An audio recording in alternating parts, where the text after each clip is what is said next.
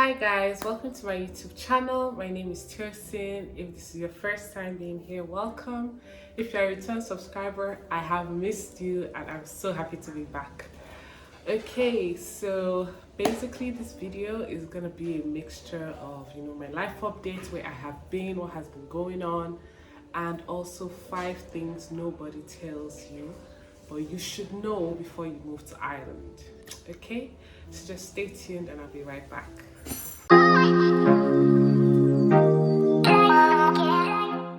Okay, so where have I been?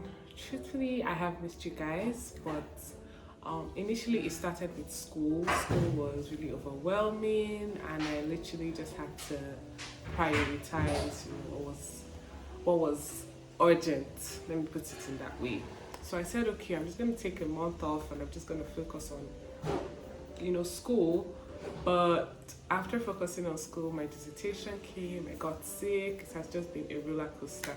But in between, as I started telling you the 5 things you should know before you move to Ireland, then you'll understand what has been going on with me.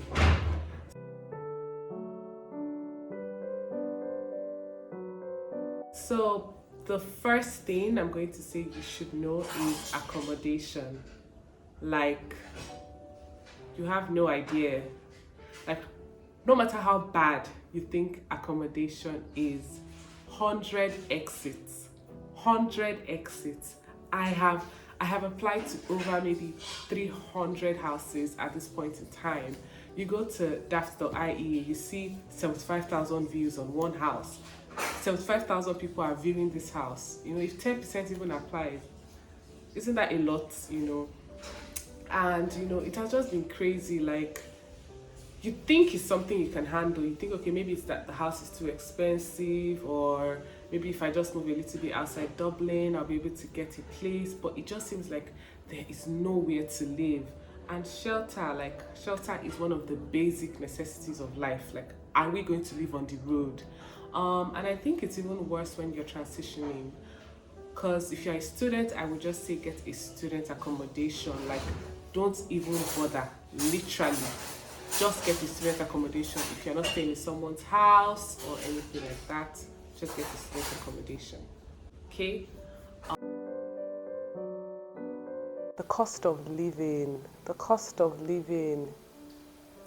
I think Ireland and Denmark are rated the most expensive countries to live in Europe, based on a particular report. I'll put the link in the description. Of course, rent is so high, so definitely the cost of living will be higher. Taxes increase their rates by 12%. You really need to think about how you are going to survive. Do you have a sponsor? How many hours can you work vis-a-vis the rent and your living expenses? Are you someone that must save? If you cannot save, what does that mean? Do you even have enough to live your life every day? Are you ready to share a room to reduce the cost of living? You need to consider all these things.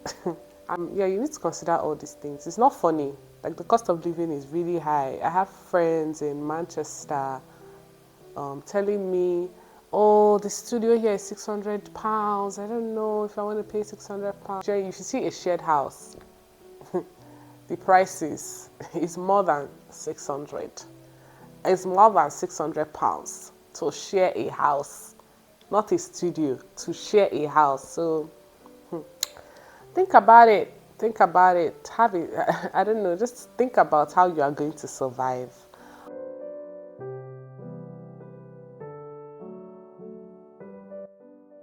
I'll call. They'll be like, oh, we're full. And then I got sick and I needed antibiotics. Like, I knew what was wrong with me. And I knew that if I just had access to antibiotics, I was going to be fine. But I couldn't get antibiotics because I needed it to be prescribed by a doctor. At the end of the day, even with my insurance, I needed to get a virtual, GP, a virtual consultation, because the GP I finally got said it would take about 2 weeks for me to be able to get my card before I can even, see the doctor. And I was getting worse. I was getting sicker and sicker. And then after even accessing the virtual consultation with the GP, they sent my prescription to pharmacy. That's kind of different from what we're used to in Nigeria. In Nigeria, in the hospital, there's a pharmacy there, you get your prescription. But I didn't even go to a hospital, so I don't know how it's done, you know. And in my own scenario, it was a Saturday before I could access, you know, see a doctor. And the pharmacy that they sent my prescription to doesn't open on Saturdays. I had to call again, and they said it takes about 4 hours before I can pick it up. Imagine being so sick, having to find your way to the pharmacy again to get your prescription. It was an experience. Like, it was an experience. I don't know what we're gonna do about it, but what I'm just gonna say is, like, from the day you land, treat getting a GP like life and death. Like, treat it like, what if I'm going to die tomorrow? I need to see a doctor, you know. And like, healthcare is not something that's easily accessible to international, well, I just say to immigrants in a way, because you first need to register.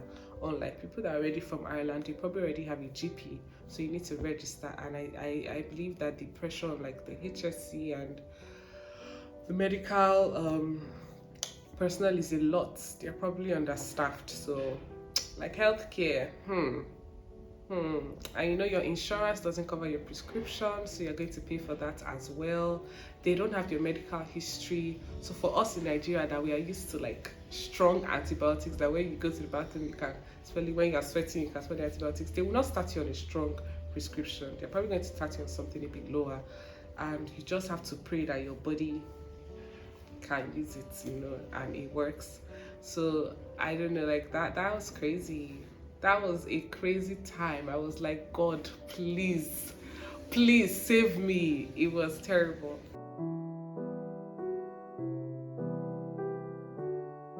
Next thing that no one told you about coming to Ireland. I know when you're coming, you see, you get 2 years. You get 2 years to find a job.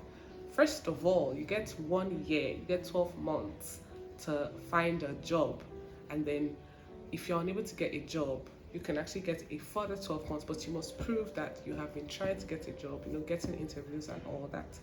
Now, I'm not gonna come here and say there are no success stories. I literally know people that got jobs while they were still in school, while they were students. They got permanent offers in top companies, you know, consulting, tech, things like that.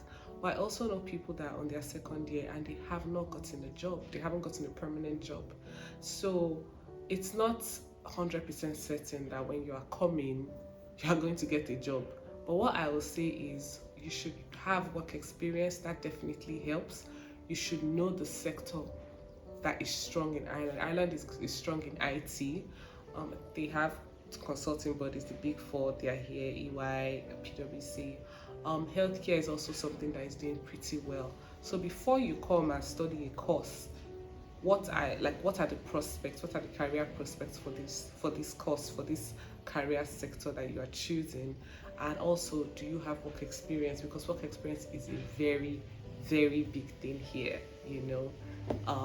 So basically, just know that at the back of your mind, that you will come and you will apply for roles. Have a positive mindset, and I hope you're part of the people that will be settled early on.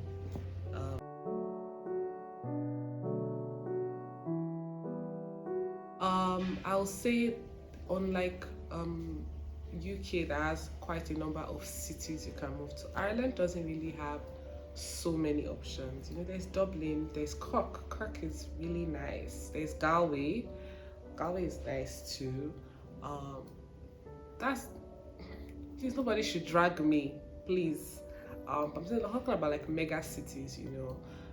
The options are kind of limited, so we're kind of aggregated in one space, you know, or in just a few spaces. Or, like, maybe go to the UK, there are so many cities you can go to, or America that has New York, San Francisco, Los Angeles, like, there's so many, Texas, like, there's so many cities. But Ireland is a really small country, and for young people that, you know, you want the nightlife, you want to hang out with friends, you want the vibe and the energy, you need to be intentional about where you choose to spend, where you choose to study, or where you choose to work.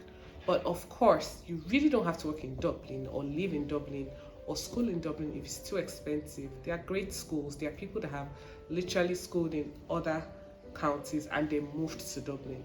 But at the same time, also the housing crisis is real. So if you know you want to save money, if you can get a remote job, you might also consider moving outside Dublin to a more relaxed environment where you can access, all the basic things that you need. So those are the 5 things that you should know before you move to Ireland. Like, please be informed. Be informed. Sort out your accommodation as soon as you can. Take the offer that you see. A bed in hand is better than none. Cost of living, come prepared. Know that if you're a student, you can work 20 hours. How much can you really make versus your rent, your living expenses? Calculate it so that you don't end up stranded. If you're coming, think about the kind of job you want to do when you're done. Think about, the career prospects. Try and work on your work experience so that you have more to offer.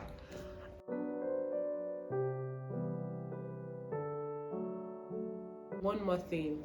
You can see I'm now on locks. I locked my hair, and I guess that's one of the things I wanted to talk about. If you're a lady, you need to think about your hair. How are you going to handle it? I'm not that skilled in like braiding and things like that. If you can learn it, great. I've tried. It's not just my thing, and I just have too much going on in my life to spend hours like loosening my hair, washing my hair. It's not like I can just go to a salon. Apart from even the price, like the cost of doing my hair is absolutely ridiculous. Then my drainage was getting blocked, so I just decided I'm locking my hair, and it has been freedom. So I'll probably make another video on why I locked my hair, and we can talk about that. But if you know you don't have money to do your hair, you don't have anybody to loosen your hair for you, my dear, you should consider locking your hair before you come, because the cost of locking your hair in Dublin, you can see I'm laughing. So think about that. Think about your hair. Think about your crown. Okay, and that's basically it. I've been getting lots of messages from you guys on Instagram. I have a lot of accounts, so I'm sorry if I haven't been responding to them, but I try. I also get like messages in my email. Those ones are kind of easy to respond, so I respond immediately. There's also a Twitter community, Nigerians in Ireland. I'm gonna put the link. You can actually join, and let's just make it fun. Ask your questions. Actually, anybody can answer. Send the link to your Telegram channels and your WhatsApp channels so that we can all help each other, plug each other's opportunities and to accommodation and things like that.